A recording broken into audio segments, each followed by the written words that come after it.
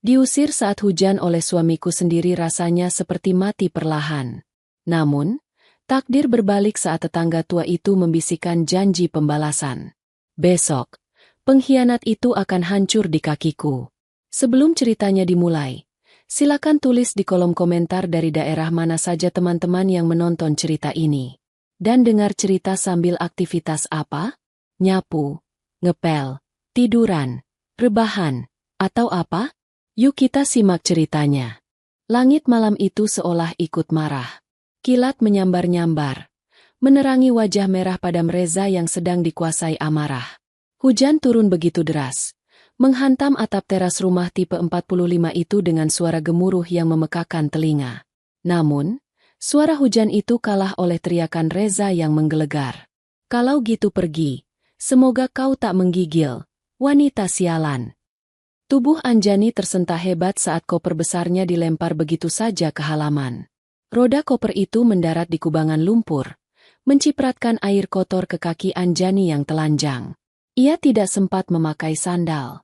Ia baru saja ditarik paksa dari ruang tengah, diseret melewati pintu depan, dan didorong hingga nyaris tersungkur di lantai teras yang licin.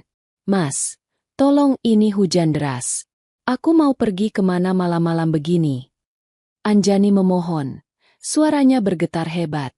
Bukan hanya karena dingin yang mulai menusuk tulang, tapi karena rasa sakit di hatinya yang jauh lebih perih. Ia menatap laki-laki yang sudah 5 tahun menikahinya itu. Laki-laki yang dulu berjanji akan melindunginya, kini berdiri di ambang pintu seperti monster. Reza tertawa sinis. Wajahnya yang tampan kini terlihat bengis. Ia berkacak pinggang, menatap istrinya dengan tatapan merendahkan seolah Anjani adalah kotoran yang menempel di sepatunya. Itu bukan urusanku. Kamu pikir aku peduli? Kamu itu istri tidak berguna. Bisanya cuma curiga, menuduh, dan menghabiskan uangku. Rumah ini aku yang bayar cicilannya. Jadi aku yang berhak menentukan siapa yang boleh tinggal dan siapa yang harus angkat kaki. Dan malam ini, aku muak melihat wajahmu. Mas, rumah ini kita beli pakai uang warisan almarhum ayahku untuk uang mukanya. Kamu lupa. Anjani mencoba membela diri. Air matanya sudah bercampur dengan air hujan yang mulai membasahi wajahnya karena ia berdiri di pinggir teras yang tidak terlindungi atap. Mendengar itu, mata Reza membelalak. Ia maju selangkah, membuat Anjani mundur ketakutan hingga benar-benar masuk ke bawah guyuran hujan. Berani kamu mengungkit uang receh itu? Gajiku sekarang 10 kali lipat lebih besar dari warisan ayahmu yang tidak seberapa itu. Aku ini direktur. Anjani. Direktur. Kamu seharusnya bersujud syukur punya suami sepertiku, bukan malah menuduhku selingkuh hanya karena aku pulang malam. Tanpa menunggu jawaban Anjani, Reza membanting pintu kayu jati itu dengan sangat keras. Brak! Suara kunci diputar dari dalam terdengar sangat menyakitkan. Klik, klik. 2 kali putaran. Itu adalah bunyi yang menandakan akhir dari kesabaran dan pernikahan mereka. Anjani berdiri mematung di tengah hujan. Tubuhnya basah kuyup dalam hitungan detik. Gaun tidur tipis yang ia kenakan melekat di kulit, membuatnya menggigil hebat. Ia menatap pintu yang tertutup rapat itu, berharap Reza akan membukanya kembali, berharap ini hanya mimpi buruk atau emosi sesaat.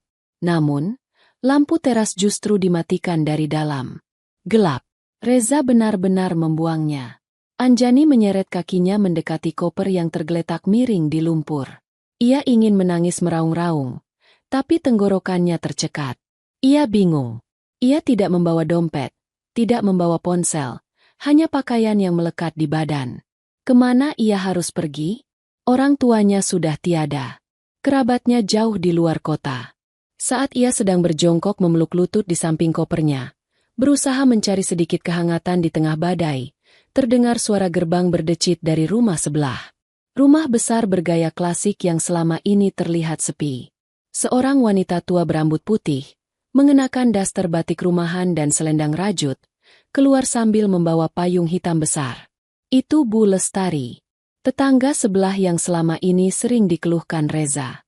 Reza selalu bilang Bu Lestari adalah nenek rewel, karena sering menegur jika mobil Reza parkir sembarangan menghalangi jalan. Bu Lestari berjalan pelan namun pasti menembus hujan, lalu memayungi tubuh Anjani yang gemetar. Berdiri, nak. Suara Bu Lestari terdengar tenang, namun berwibawa. Tidak ada nada kasihan yang merendahkan, melainkan nada perintah yang tegas layaknya seorang ibu. Anjani mendongak, matanya sembab. Bu Lestari, saya diusir. Ibu tahu, teriakan suamimu itu bisa membangunkan orang mati, apalagi cuma menembus tembok rumah, jawab Bu Lestari datar. Ia mengulurkan tangannya yang keriput tapi hangat, membantu Anjani berdiri. Ayo masuk ke rumah ibu. Jangan menangis di depan rumah orang yang tidak menghargaimu. Itu membuang-buang air mata. Anjani menurut. Ia ditarik masuk ke pekarangan rumah Bu Lestari yang luas dan asri. Saat mereka sampai di teras rumah Bu Lestari yang kering dan terang, Anjani baru menyadari betapa mewahnya rumah tetangganya ini. Selama ini ia hanya melihat dari luar pagar yang tinggi. Bu Lestari menepuk-nepuk bahu Anjani yang basah, lalu menatap tajam ke arah rumah Reza yang kini gelap gulita. Laki-laki bodoh, gumam Bu Lestari pelan, tapi cukup jelas didengar Anjani. Dia merasa hebat karena jabatannya? Dia merasa berkuasa karena uangnya? Bu Lestari menatap manik mata Anjani dalam-dalam. Dengar, nak Anjani, hapus air matamu. Kamu tidak perlu takut menjadi gelandangan malam ini. Tapi, Bu, Reza bilang dia direktur. Dia punya segalanya. Saya tidak punya apa-apa untuk melawannya. Isak Anjani, rasa percaya dirinya hancur lebur. Senyum tipis tersungging di bibir Bu Lestari. Senyum yang menyimpan rahasia besar. Direktur. Bu Lestari tertawa kecil. Tawa yang kering dan dingin. Anjani, anak kandung ibu, Adrian, adalah pemilik perusahaan tempat suamimu bekerja. Reza itu cuma karyawan yang diberi seragam bagus, bukan pemilik kapal. Mata Anjani terbelalak. Ia lupa cara bernapas sejenak. Adrian? Pak Adrian Pradana yang namanya sering disebut-sebut Reza dengan penuh ketakutan dan kekaguman itu adalah anak dari nenek tua yang sederhana ini? Menginaplah di sini malam ini. Lanjut Bu Lestari sambil menuntun Anjani masuk ruang tamu yang hangat. Istirahatlah. Kumpulkan tenagamu. Karena besok pagi, saat anakku datang, Reza yang akan berlutut padamu. Kita akan lihat seberapa gagah dia saat tahu siapa yang sebenarnya dia lawan. Malam itu, di sofa kulit Italia yang empuk, sambil memegang cangkir teh jahe hangat buatan Bu Lestari, Anjani tidak lagi merasa kedinginan. Hujan di luar masih deras, tapi api di dadanya mulai menyala. Bukan api kemarahan yang membabi buta, melainkan api keadilan yang siap membakar segala kebohongan Reza. Anjani tidak bisa langsung memejamkan mata meskipun tubuhnya sudah hangat dan perutnya sudah terisi sup ayam buatan Bu Lestari. Ia berbaring di kamar tamu yang luasnya 2 kali lipat dari kamar utamanya di rumah sebelah. Langit-langit kamar itu tinggi, dihiasi lampu kristal yang indah. Namun, pikirannya melayang mundur, kembali ke masa 6 bulan lalu. Mencari tahu di mana letak kesalahannya hingga ia tidak menyadari suaminya telah berubah menjadi monster. Ingatannya berputar pada suatu malam di bulan Oktober. Saat itu, perubahan sikap Reza mulai terasa sangat drastis. Malam itu, jam menunjukkan pukul 2 pagi. Anjani terbangun karena haus dan mendapati Reza duduk di meja makan dengan lampu remang-remang. Suaminya itu masih mengenakan kemeja kerja yang kusut, dasinya sudah longgar, dan lengan kemejanya digulung hingga siku. Di hadapannya, sebuah laptop menyala dan 2 gelas kopi yang sudah kosong. "Mas, belum tidur?" tanya Anjani lembut sambil mendekat. Reza tersentak kaget. Gerakannya sangat mencurigakan.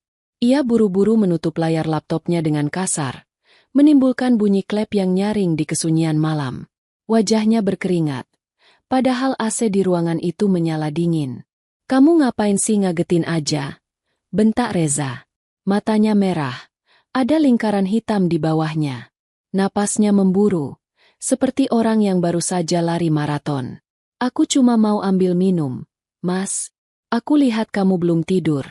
Jadi aku tanya, kamu sakit?" Anjani mencoba menyentuh kening suaminya, tapi Reza menepis tangan itu dengan kasar. "Aku sibuk." Kamu tahu kan aku baru saja dipromosikan jadi direktur keuangan? Tanggung jawabku besar. Anjani, aku harus mengawasi arus kas perusahaan, memantau investasi, banyak yang harus diurus. Jangan ganggu aku dengan pertanyaan-pertanyaan bodoh. Anjani terdiam, menarik tangannya kembali. Maaf, Mas. Aku cuma khawatir. Akhir-akhir ini kamu sering marah-marah. Ya karena kamu tidak becus mengatur rumah. Reza berdiri, mulai mondar-mandir di dapur yang sempit itu. Bulan ini pengeluaran kita bengkak lagi. Listrik naik. Uang belanja kamu habis terus. Kamu pikir aku mencetak uang di kantor? Mas, uang belanja bulan ini justru Mas Reza potong setengahnya. Anjani mengingatkan dengan sabar, meski hatinya sakit. Aku sudah berhemat. Aku tidak beli skincare. Aku masak sendiri. Bahkan aku menunda servis motor metiku. Alah, alasan. Potong Reza cepat. Ia merogoh saku celananya. Mengambil ponselnya yang bergetar. Anjani sempat melirik sekilas ke layar ponsel itu. Ada notifikasi pesan masuk dari nama kontak, admin VIP. Admin VIP? Siapa itu? Klien penting? Batin Anjani bertanya-tanya. Reza membaca pesan itu, dan wajahnya yang tadi tegang berubah menjadi pucat. Lalu sedetik kemudian berubah menjadi penuh harap yang aneh. Ia menatap Anjani dengan tatapan yang tiba-tiba melunak, namun terasa palsu. Sayang. Reza mendekati Anjani, memegang kedua bahu istrinya. Perubahan mood yang secepat kilat ini justru membuat Anjani merinding. Maaf ya, Mas tadi emosi. Mas cuma stres di kantor. Proyek besar sedang berjalan. Iya, Mas. Nggak apa-apa. Jawab Anjani lirih. Begini, Mas butuh bantuan kamu. Reza menjilat bibirnya yang kering. Tanda ia sedang gugup. Ada peluang investasi bagus dari rekan bisnis Mas. Ini rahasia. Cuma orang dalam yang tahu. Kalau kita taruh modal sekarang, bulan depan bisa balik 3 kali lipat.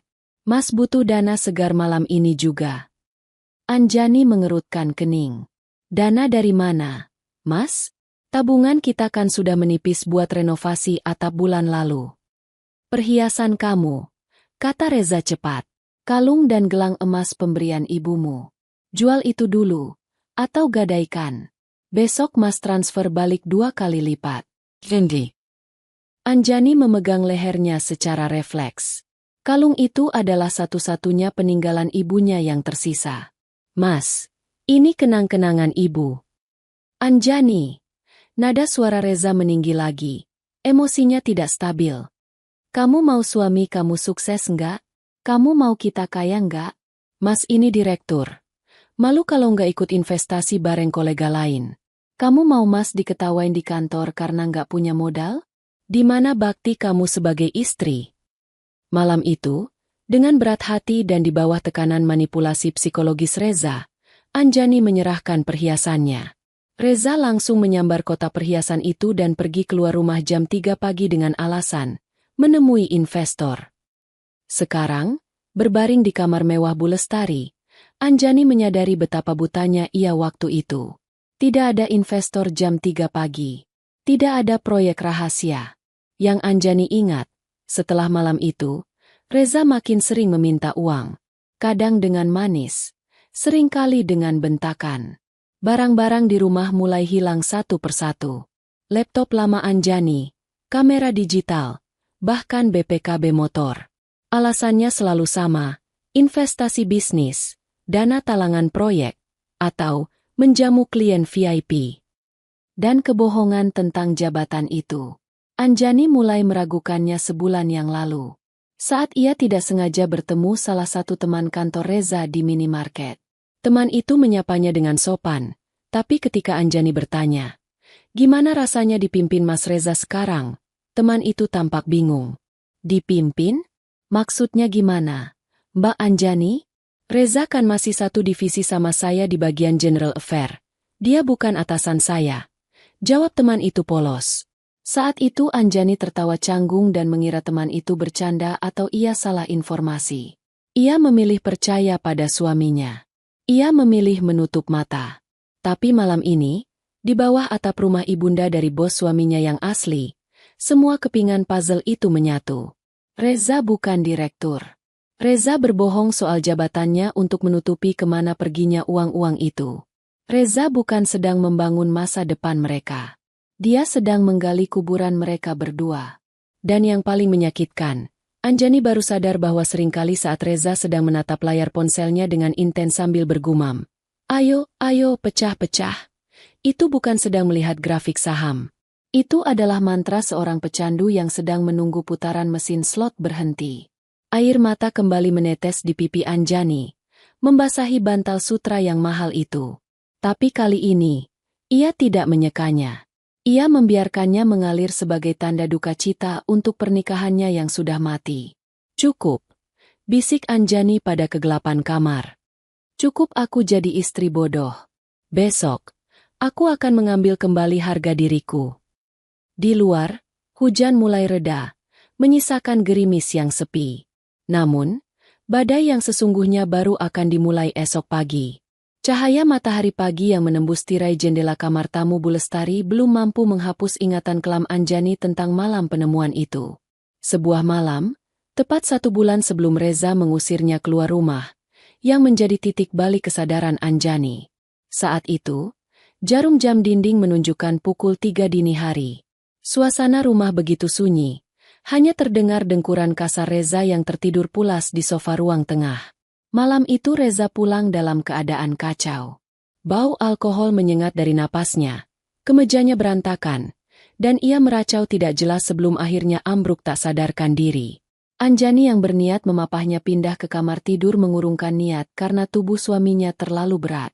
Ia hanya menyelimuti Reza dengan selimut tipis, menatap wajah laki-laki yang semakin hari semakin asing itu dengan pandangan nanar. Saat Anjani hendak beranjak kembali ke kamar, matanya tertumbuk pada benda pipih yang tergeletak di karpet, tepat di samping tangan Reza yang terkulai. Ponsel pintar keluaran terbaru milik Reza. Benda yang selama 6 bulan terakhir dijaga Reza bak harta karun negara. Benda yang selalu dibawa ke kamar mandi, ditaruh di bawah bantal saat tidur, dan memiliki kata sandi yang diganti setiap minggu. Namun malam itu, mungkin karena terlalu mabuk atau ceroboh, layar ponsel itu masih menyala redup. Reza lupa menguncinya. Jantung Anjani berdegup kencang. Ada pertarungan batin yang hebat di dadanya. Sebagian dirinya berteriak untuk tidak menyentuh privasi suaminya, tapi bagian lain, insting seorang istri yang merasa dikhianati, mendorong tangannya untuk bergerak. Dengan tangan gemetar, Anjani berlutut perlahan di samping sofa. Ia menahan napas, takut gerakan sekecil apapun akan membangunkan Reza. Anjani meraih ponsel itu. Layarnya masih menampilkan aplikasi pesan instan yang terbuka. Nama kontak di bagian paling atas membuat darah Anjani berdesir panas. "Bella cantik." Tanpa sadar, air mata Anjani menetes saat ibu jarinya mulai menggulir layar ke atas. Membaca riwayat percakapan yang begitu menyakitkan. Kata-kata manis, panggilan sayang, dan janji-janji masa depan yang dulu hanya milik Anjani, kini diobral murah kepada wanita bernama Bella itu. "Sayang, kapan kamu ceraikan istri mandul itu? Katanya kamu nggak betah." Tulis Bella 2 hari yang lalu. Dada Anjani sesak. Ia menutup mulutnya dengan tangan agar isak tangisnya tidak pecah. Reza membalas pesan itu dengan kalimat yang meremukan hati. "Sabar ya, Bel. Aku lagi cari cara biar dia pergi tanpa minta harta gono gini. Rumah ini harus jadi milik kita." Anjani merasa dunianya runtuh. Ternyata selama ini Reza bukan hanya sibuk kerja, tapi sibuk menyusun rencana untuk menyingkirkannya. Namun, rasa sakit itu perlahan berubah menjadi rasa ingin tahu yang lebih dalam saat Anjani membaca pesan-pesan berikutnya. Pola percakapan mereka aneh. Bella tidak seperti selingkuhan pada umumnya yang meminta tas atau sepatu. Bella selalu membahas modal dan putaran. "Akun Hoki 88. Kamu passwordnya masih sama kan, Yang? Biar aku bantu cek pola gacornya malam ini. Katanya server lagi bocor." Tulis Bella lagi. "Masih. Bel, tadi aku udah deposit 50 juta. Itu uang kas kantor yang aku ambil pakai data palsu." Please, bikin menang ya. Kalau ini tembus, kita bisa liburan ke Eropa, balas Reza. Mata Anjani membelalak lebar. 50 juta? Uang kas kantor? Data palsu? Jemari Anjani dengan cepat keluar dari aplikasi pesan dan membuka aplikasi mobile banking Reza. Karena ponsel sudah terbuka kuncinya, akses ke aplikasi keuangan menjadi lebih mudah. Apalagi Reza menggunakan PIN standar tanggal lahir mereka. Satu-satunya hal romantis yang tersisa namun kini terasa ironis. Saat saldo rekening terpampang, Anjani nyaris menjatuhkan ponsel itu. Saldo utama Reza hanya tersisa ratusan ribu rupiah. Namun, yang mengerikan adalah riwayat mutasinya. Ada aliran dana masuk yang sangat besar, puluhan hingga ratusan juta, yang langsung ditransfer keluar ke rekening-rekening tidak dikenal dalam hitungan menit. Anjani memeriksa notifikasi email yang terhubung. Di sana, ia menemukan puluhan surat tagihan dari aplikasi pinjaman online. Bukan hanya satu atau dua aplikasi, tapi belasan. Dan yang membuat lutut Anjani lemas, beberapa tagihan itu menggunakan nama kerabat jauh Reza yang datanya disalahgunakan. Anjani kembali mengecek galeri foto untuk mencari bukti lain.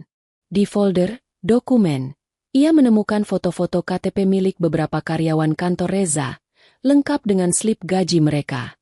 Ada juga tangkapan layar percakapan Reza dengan seseorang yang diduga rentenir, di mana Reza menjaminkan sertifikat rumah mereka, rumah yang dibeli dengan uang warisan ayah Anjani, sebagai jaminan utang judi yang ia sebut sebagai investasi trading.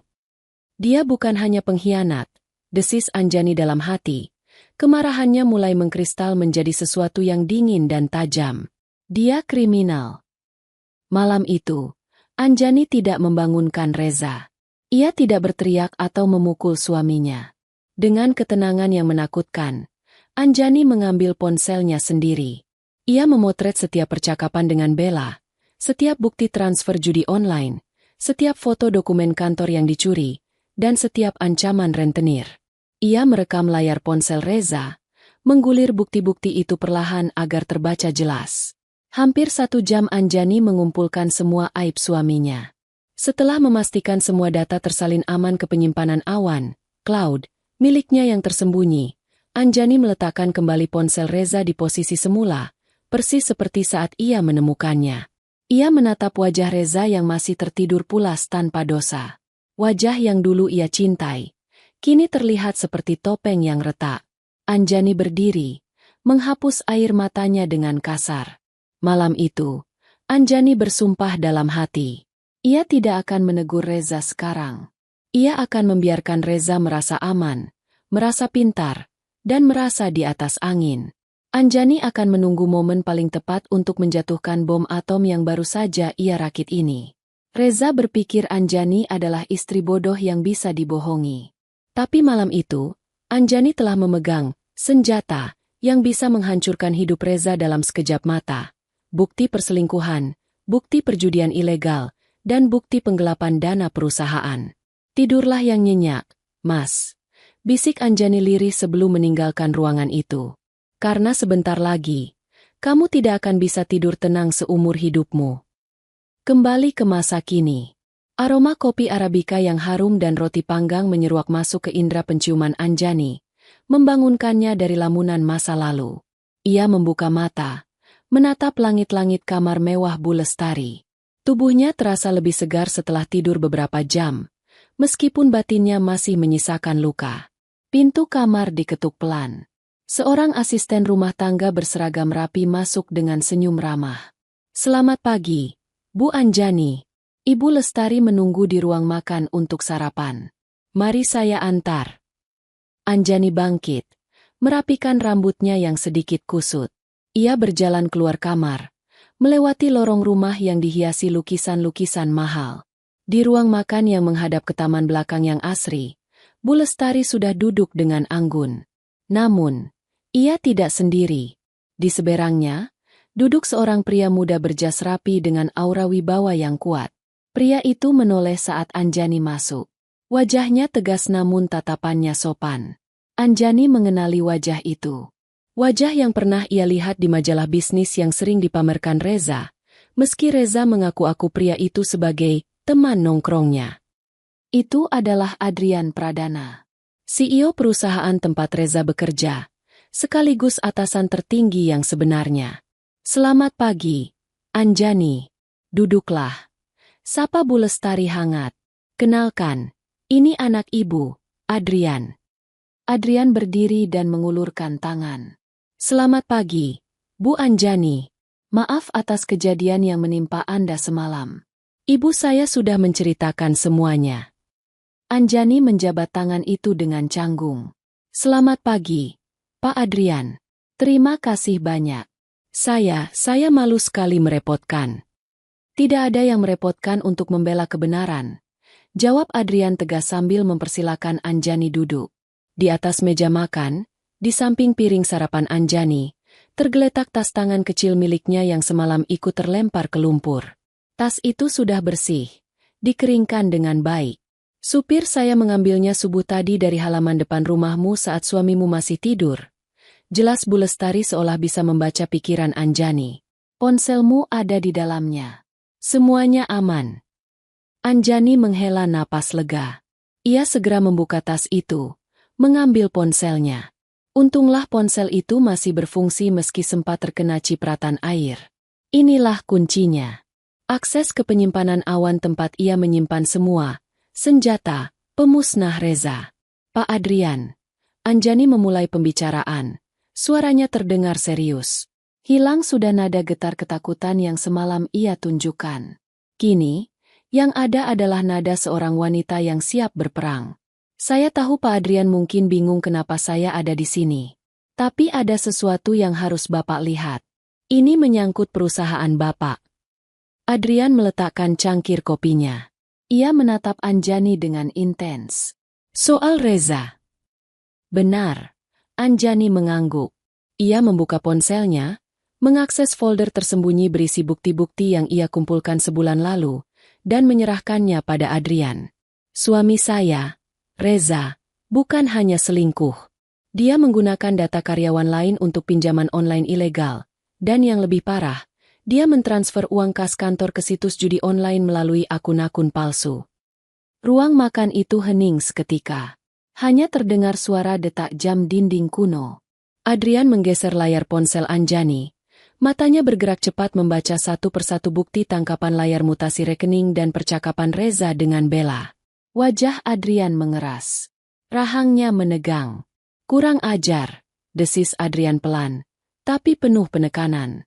Saya sudah mencurigai adanya kebocoran dana di divisi keuangan sejak 3 bulan lalu. Audit internal kesulitan melacaknya karena pelakunya pandai memanipulasi laporan pembukuan. Ternyata tikusnya ada di bawah hidung saya sendiri. Adrian menatap Anjani dengan rasa hormat yang baru. Bukti ini sangat kuat, Bu Anjani. Tanggal, jam, dan nomor rekening tujuan semuanya jelas. Dengan ini, saya bisa langsung mengirim polisi untuk menyeretnya dari rumah sekarang juga. Adrian sudah bersiap mengambil ponselnya untuk menelepon kepala keamanan kantor. Tapi Anjani mengangkat tangan, menahannya. Jangan, Pak. Cegah Anjani. Matanya berkilat tajam. Jangan tangkap dia sekarang. Adrian dan Bu Lestari menatap Anjani heran. Kenapa? Dia sudah menyakitimu dan mencuri uangku. Tanya Adrian. Kalau Bapak menangkapnya sekarang, dia hanya akan merasa sebagai korban nasib sial. Dia akan masuk penjara, tapi egonya tidak akan hancur. Anjani menjelaskan dengan dingin. Saya ingin dia hancur sehancur-hancurnya. Saya ingin dia terbang tinggi dulu, merasa menang, merasa berhasil membuang saya, lalu kita jatuhkan dia tepat saat dia merasa menjadi raja. Bu Lestari tersenyum tipis, mengangguk setuju. Wanita cerdas. Pembalasan terbaik memang harus disajikan dingin. Anjani melanjutkan rencananya. Hari ini dia pasti akan pergi ke kantor atau membawa selingkuhannya ke rumah. Merasa bebas karena saya sudah tidak ada. Pak Adrian, tolong blokir semua akses keuangannya tepat saat dia ingin pamer. Buat dia panik. Buat dia sadar bahwa tanpa curian dan tanpa istri yang dia hina, dia hanyalah sampah. Adrian berpikir sejenak. Lalu sudut bibirnya terangkat membentuk senyum licik. Baik. Saya suka rencanamu. Saya akan instruksikan tim IT untuk membekukan akun payroll dan akses korporatnya jam 9 pagi ini. Tepat saat jam sarapan. Bu Lestari kemudian berdiri, menepuk tangan sekali memanggil asistennya. Nah, kalau strateginya sudah matang, sekarang giliran persiapan mental dan visual. Anjani, kamu tidak boleh menemui suamimu dengan wajah sedih sisa semalam. Maksud ibu? Tanya Anjani bingung. Kamu akan keluar dari gerbang rumah ini bukan sebagai korban yang terusir, kata Bu Lestari sambil menunjuk ke arah kamar ganti pribadinya. Kamu akan keluar sebagai wanita berkelas yang baru saja lepas dari beban sampah. Kita akan dandani kamu. Saya punya koleksi gaun yang mungkin pas untukmu. Adrian, siapkan mobil terbaikmu dan supir. Kita antar Anjani. Menyapa suaminya. 1 jam kemudian, transformasi itu terjadi. Anjani berdiri di depan cermin besar kamar Bu Lestari. Sosok wanita lusuh yang kedinginan semalam telah lenyap. Kini, di pantulan cermin, berdiri seorang wanita anggun mengenakan gaun terusan selutut berwarna merah marun yang elegan, warna keberanian. Rambutnya yang panjang digerai indah dengan gelombang di ujungnya. Wajahnya dipoles riasan natural namun tegas, menonjolkan matanya yang tajam. Di lehernya melingkar kalung mutiara sederhana namun mewah milik Bu Lestari. Anjani menyentuh pipinya sendiri, seolah tak percaya. Rasa percaya diri yang selama ini dikubur oleh hinaan Reza perlahan bangkit kembali. Ia bukan lagi istri yang bisa dibentak dan disuruh-suruh. Ia adalah pemegang kartu as. Cantik, puji Bu Lestari yang berdiri di belakangnya. Ingat, nak, tegakkan kepalamu. Jangan biarkan dia melihat setitik pun ketakutan di matamu. Anjani mengangguk mantap. Ia mengambil napas panjang, mengisi paru-parunya dengan kekuatan baru. Saya siap, Bu, ucap Anjani. Di luar, mobil sedan hitam mengkilap milik Adrian sudah menunggu dengan mesin menyala. Anjani melangkah keluar rumah Bu Lestari dengan langkah pasti. Ia tahu, di balik tembok rumah sebelah, Reza mungkin sedang tertawa lepas, merayakan kemerdekaannya. Tapi Reza tidak tahu bahwa tawa itu adalah tawa terakhirnya. Anjani akan memastikan hari ini menjadi hari terburuk dalam hidup suaminya. Perang telah dimulai, dan Anjani sudah memegang tombol peluncurnya. Matahari pagi muncul dengan sinar yang menyilaukan, seolah mengejek sisa-sisa genangan air hujan yang semalam menenggelamkan harga diri Anjani. Namun, bagi Reza, pagi ini adalah pagi paling cerah dalam hidupnya. Ia terbangun di kamar utama yang luas dengan perasaan menang yang meluap-luap. Tidak ada lagi suara langkah kaki Anjani yang menyiapkan sarapan. Tidak ada lagi omelan tentang listrik yang harus dihemat.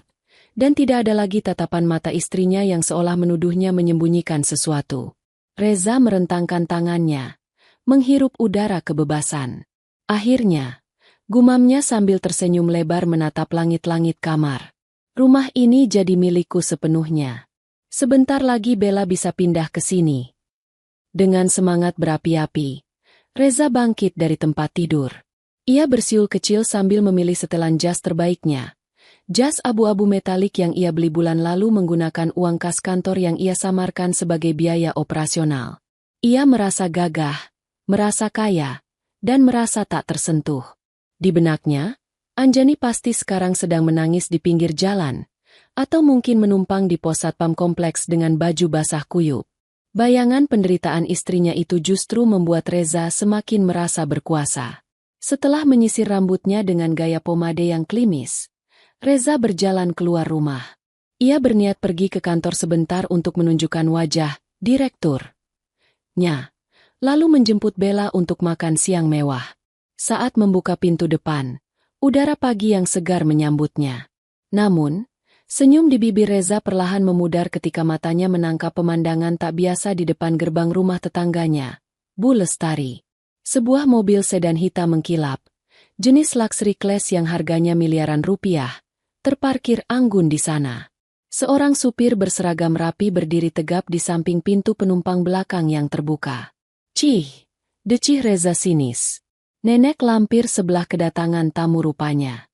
Paling anak-anaknya yang mau minta warisan. Reza berjalan menuju mobilnya sendiri, Sebuah Citicar kredit yang sudah menunggak 2 bulan.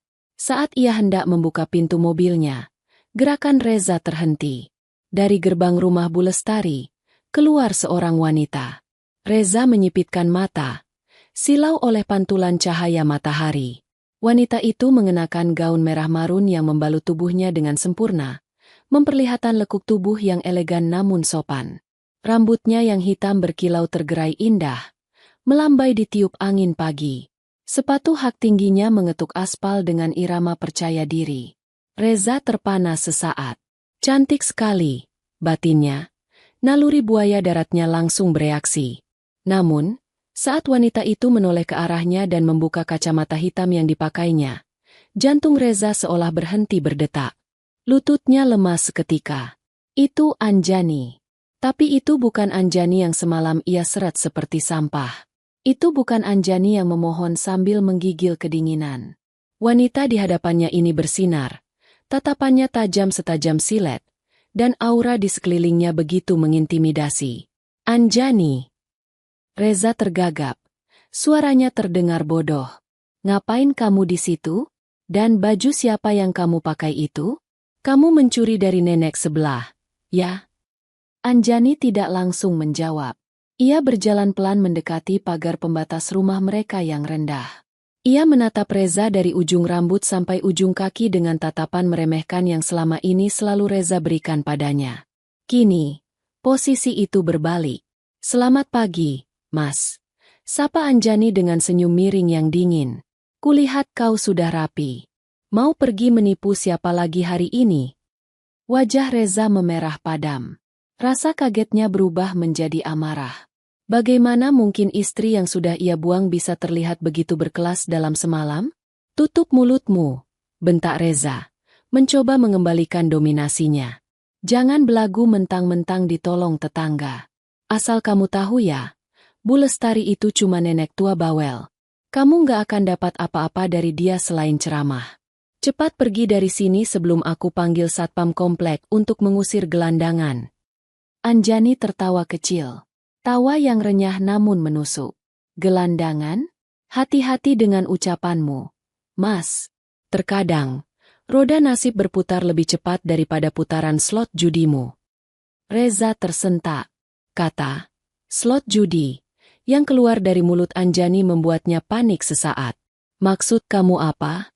Jangan ngawur.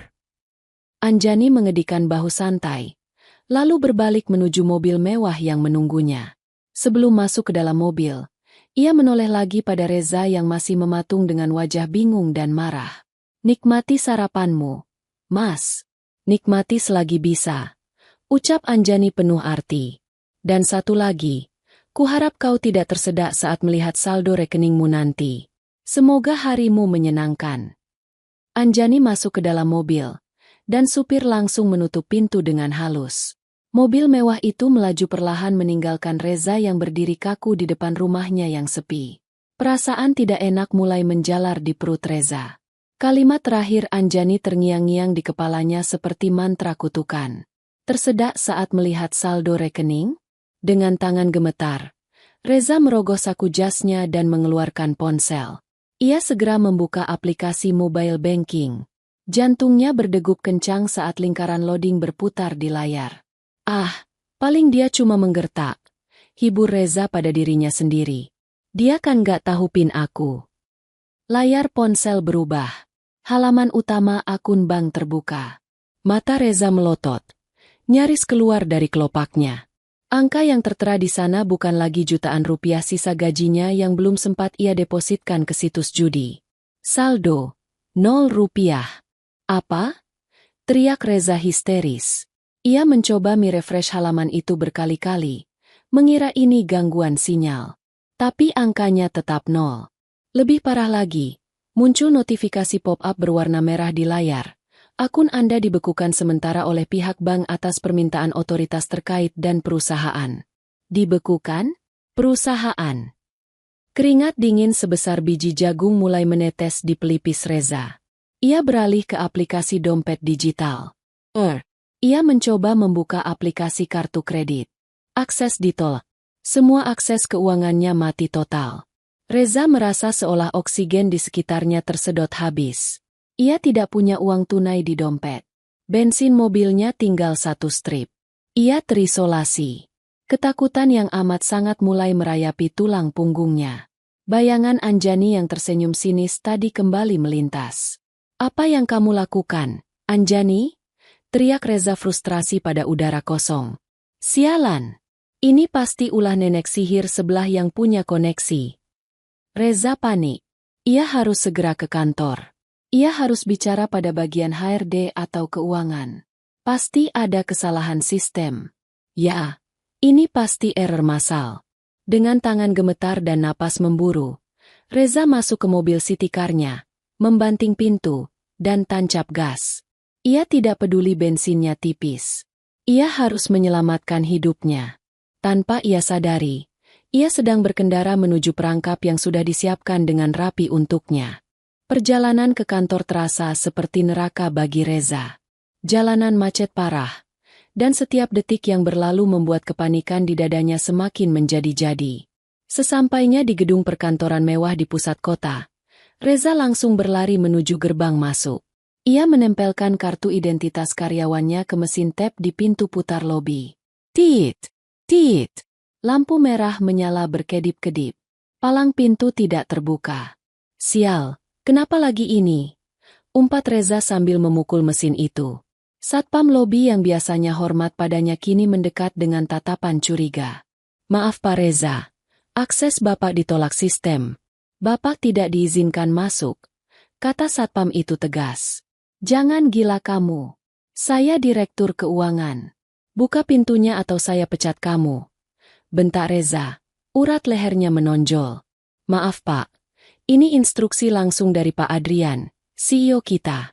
Bapak diminta pulang dan menunggu surat resmi," jawab satpam itu tanpa rasa takut sedikit pun. Reza mundur selangkah. Kakinya goyah. Adrian? Bos besar yang jarang terlihat itu turun tangan langsung? Dunia Reza mulai berputar. Ia sadar ia tidak bisa memaksa masuk. Orang-orang di lobi mulai berbisik-bisik melihatnya. Malu dan panik bercampur jadi satu. Reza berbalik dan lari kembali ke parkiran. Ia butuh pelarian. Ia butuh penenang. Tangannya secara otomatis mendial nomor Bella. "Halo, Yang? Kamu di mana?" Suara manja Bella terdengar di ujung telepon, menjadi satu-satunya oase di tengah gurun kepanikan Reza. "Bella, aku jemput kamu sekarang. Kita ke rumahku. Ada masalah di kantor. Sistem error semua. Aku butuh kamu," kata Reza dengan napas tersengal. "Ya ampun, kasihan banget sayangku. Ya udah sini jemput aku. Nanti aku pijitin biar rileks," jawab Bella manis. Setengah jam kemudian, Reza sudah bersama Bella di dalam mobil.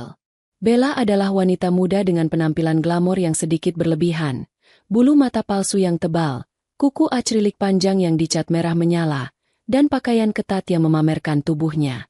Sepanjang perjalanan, Bella terus bertanya tentang modal untuk main nanti malam, tapi Reza terus mengalihkan pembicaraan dengan alasan dompetnya tertinggal. Sesampainya di rumah, Reza merasa sedikit lega. Setidaknya ia masih punya rumah ini. Ia akan menenangkan diri, lalu memikirkan cara menggadaikan BPKB mobil atau barang elektronik untuk mendapatkan uang tunai. Ia menuntun Bella masuk ke halaman. "Ini rumah kamu, Yang? Wah, lumayan juga ya," komentar Bella sambil mengunyah permen karet. Matanya menilai harga properti itu dengan tatapan licik. "Iya, masuklah. Anggap rumah sendiri. Istriku yang dulu sudah aku usir, jadi kita bebas," kata Reza sambil membuka pintu depan yang ternyata tidak terkunci. "Loh, kok enggak dikunci?" Reza mendorong pintu itu lebar-lebar. Langkahnya terhenti mendadak di ambang pintu. Bella yang berjalan di belakangnya menabrak punggung Reza. "Kenapa berhenti sih, Yang?" protes Bella. Reza tidak menjawab. Matanya terbelalak menatap ruang tamu rumahnya. Di sana, duduk dengan santai di sofa miliknya, adalah 3 orang yang paling tidak ingin ia temui dalam situasi seperti ini. Anjani duduk di tengah dengan kaki disilang anggun, masih mengenakan gaun merah marun yang memukau. Di sebelah kirinya duduk Bu Lestari yang menatap Reza dengan tatapan jijik. Dan di sebelah kanannya duduk seorang pria berjas rapi yang membuat darah Reza membeku. Adrian Pradana, sang CEO. Selamat datang di rumah saya, Reza, kata Anjani tenang, memecah keheningan yang mencekam. Kalian, ngapain kalian di sini? Ini rumahku. Keluar, teriak Reza. Tapi suaranya terdengar sumbang karena ketakutan. Adrian berdiri perlahan.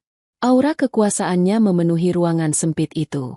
Ia melemparkan sebuah map tebal berwarna biru ke atas meja kaca di hadapan Reza. Suara benturan map itu terdengar keras. Rumahmu. Adrian tersenyum sinis. Sepertinya kamu lupa membaca klausul kontrak kerja. Segala aset yang diperoleh dari hasil tindak pidana korupsi perusahaan bisa disita sebagai ganti rugi. Dan berdasarkan audit pagi ini, kamu sudah menggelapkan 5 miliar rupiah. Reza gemetar hebat. Bella di belakangnya mulai terlihat gelisah. Matanya melirik ke arah pintu keluar. Itu fitnah. Saya tidak mengambil uang sebanyak itu. Elak Reza. Keringat dingin membasahi punggungnya. Fitnah. Anjani tertawa kecil. Ia mengambil tablet yang ada di meja, lalu menyalakan layar besar TV di ruang tamu yang terhubung dengan tablet itu. Di layar TV, terpampang jelas semua bukti yang Anjani kumpulkan. Chat mesra Reza dengan Bella, bukti transfer ke situs judi, dan data pinjaman online atas nama karyawan lain. Reza ternganga. Kamu tahu semuanya. Tentu saja, jawab Anjani tajam. Aku bukan istri bodoh yang cuma bisa masak. Mas, aku melihat semuanya saat kamu mabuk. Reza jatuh berlutut di lantai. Ia merasa terpojok. Ia menoleh pada Bella, mencari dukungan. Bella, bantu aku jelasin ke mereka. Uang itu aku pakai buat modal kita kan? Buat investasi yang kamu bilang itu? Kamu bilang punya orang dalam yang bisa balikin uangnya 3 kali lipat kan? Reza merangkak mendekati kaki Bella, memegang tangan wanita itu.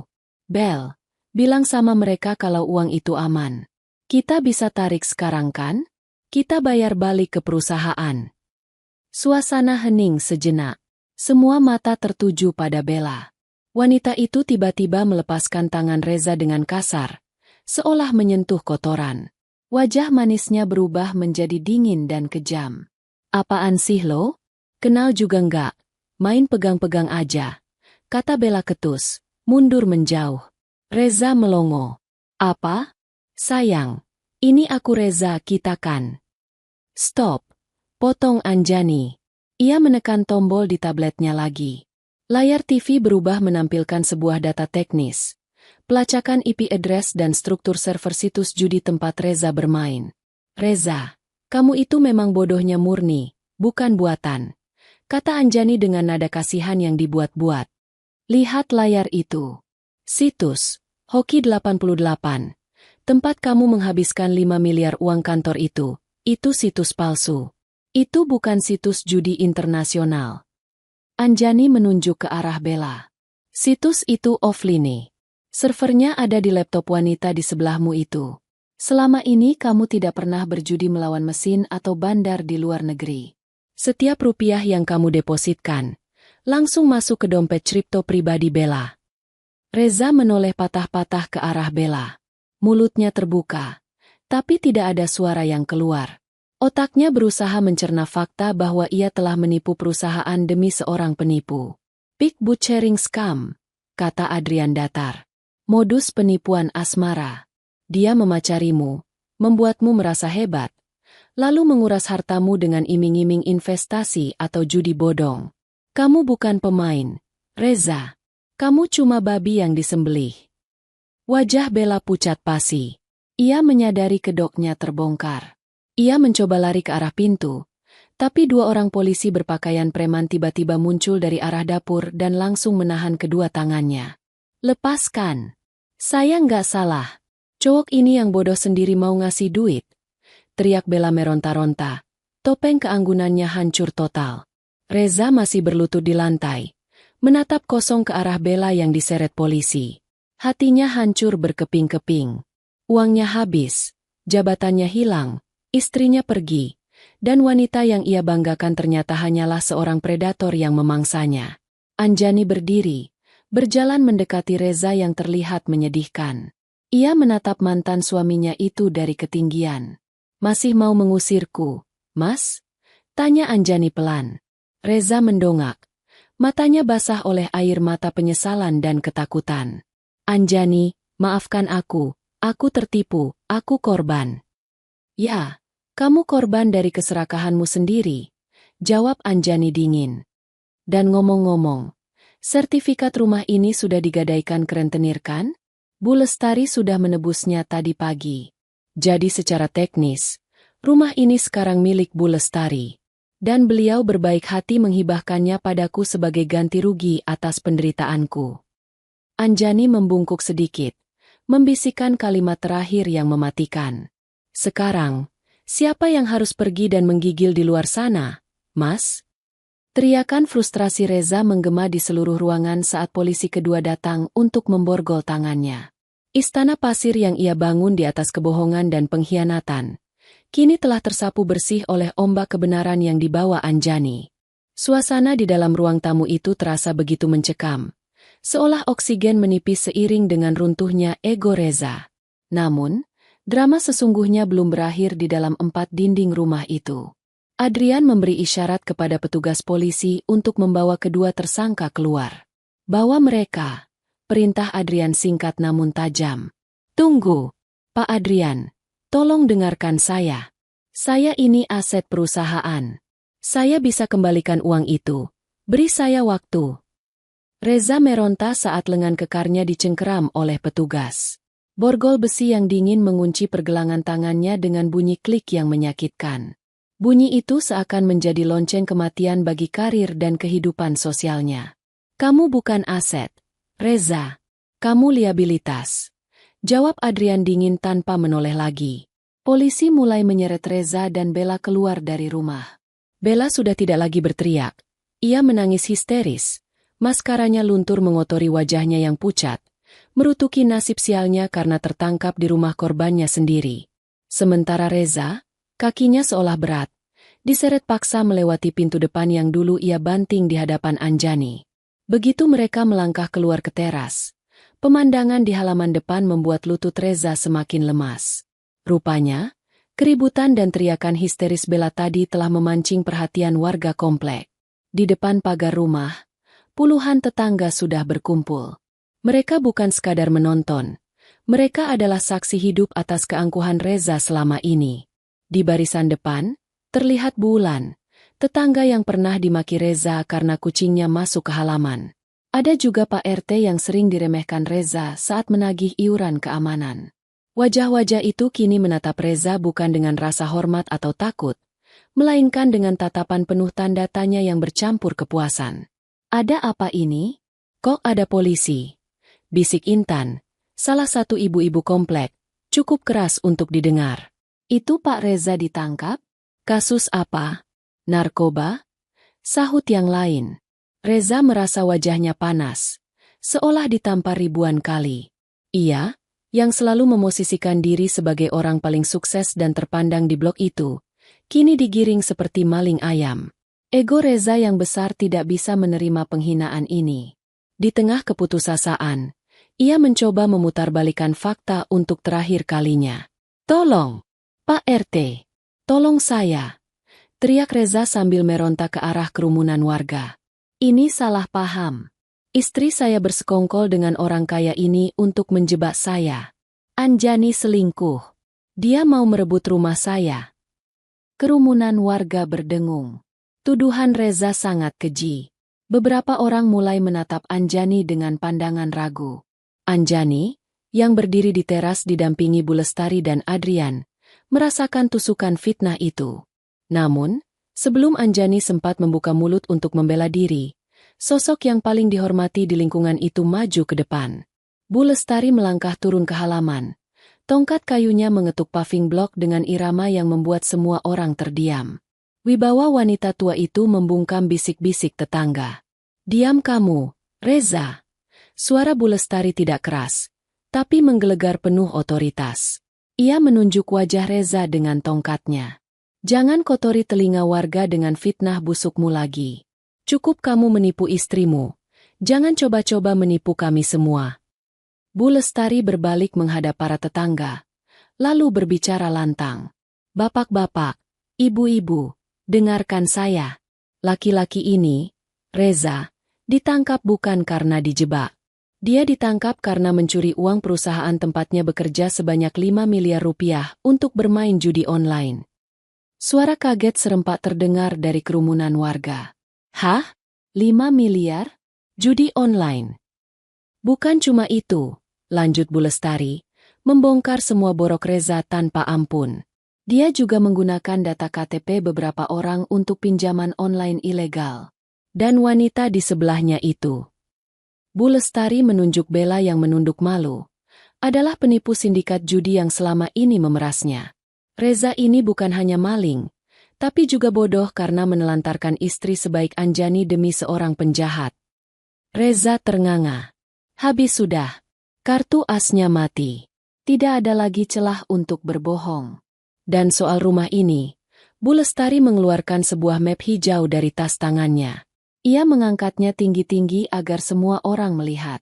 Itu adalah sertifikat hak milik, SHM, rumah tersebut. Reza sudah menggadaikan sertifikat rumah ini ke rentenir seminggu yang lalu. Rumah ini nyaris disita preman.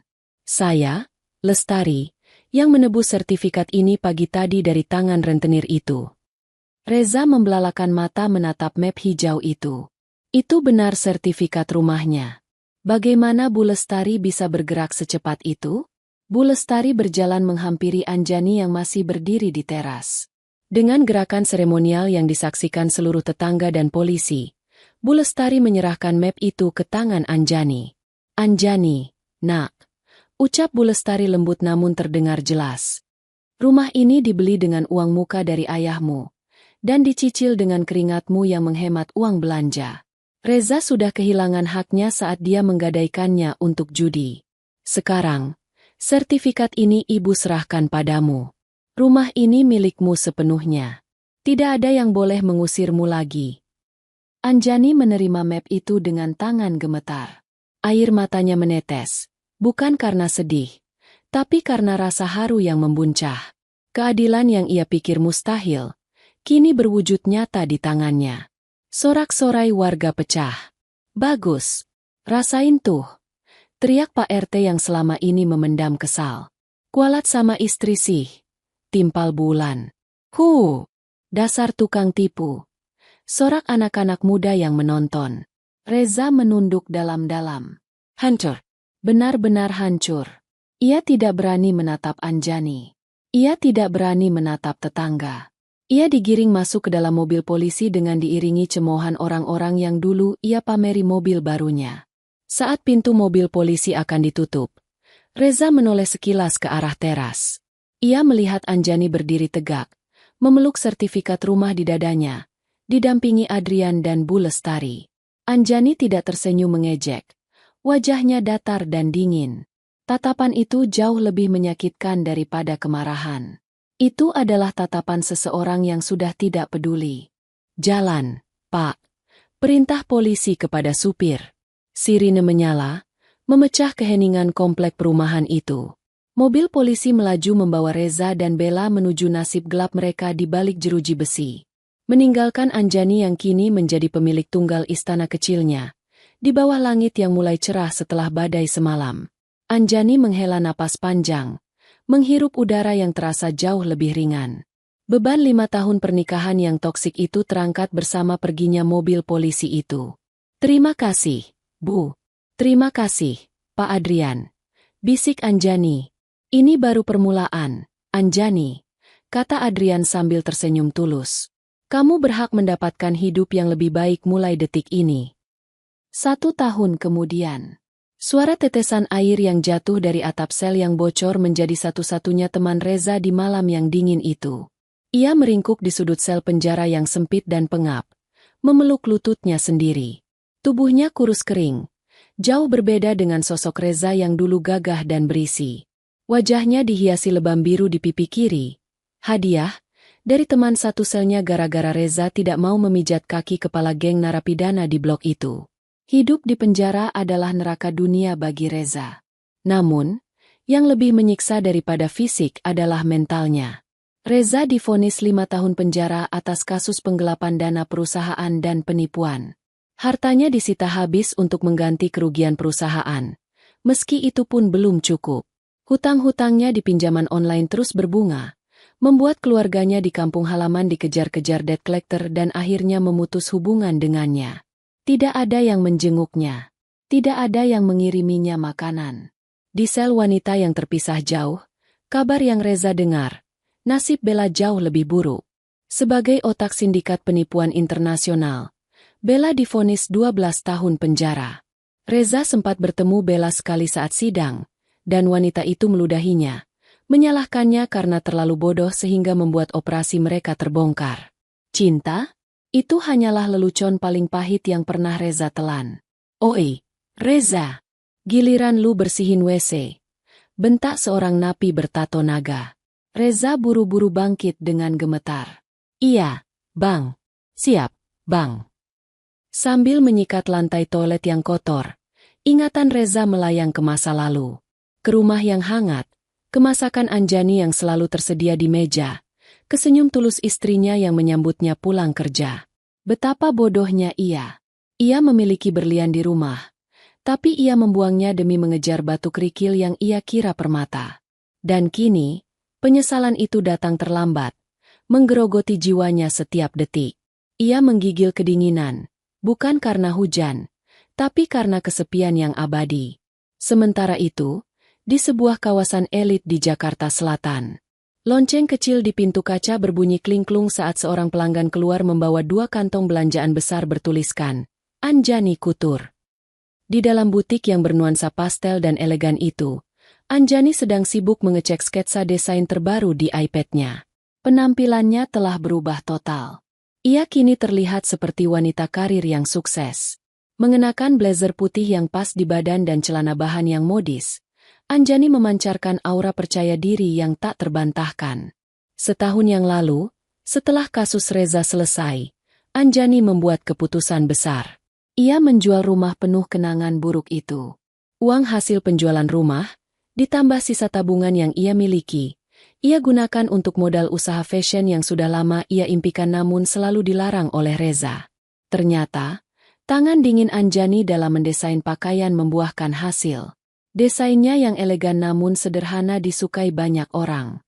Dalam setahun, ia sudah membuka cabang butik pertamanya dan memiliki 10 karyawan. "Bu Anjani, ada kiriman bunga lagi," kata salah satu karyawannya sambil membawa buket bunga mawar putih yang besar. Anjani tersenyum, mengambil kartu ucapannya. "Selamat atas peluncuran koleksi musim hujan. Sukses selalu. Adriane Ibu."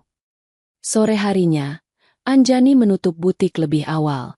Ia memiliki janji makan malam. Bukan kencan romantis, melainkan makan malam keluarga yang hangat. Di sebuah restoran fine dining dengan pemandangan kota Jakarta di malam hari, Bu Lestari dan Adrian sudah menunggu. "Wah, pengusaha sukses kita sudah datang," sapa Adrian sambil berdiri menarikan kursi untuk Anjani.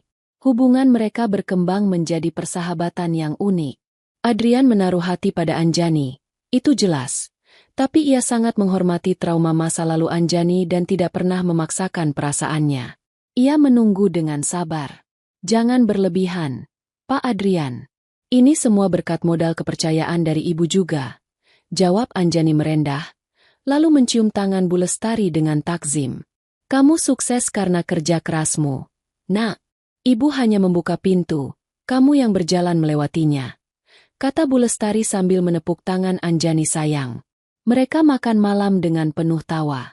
Membahas bisnis, membahas kesehatan Bu Lestari, dan rencana liburan Adrian. Tidak ada lagi pembicaraan tentang Reza. Nama itu sudah terkubur bersama masa lalu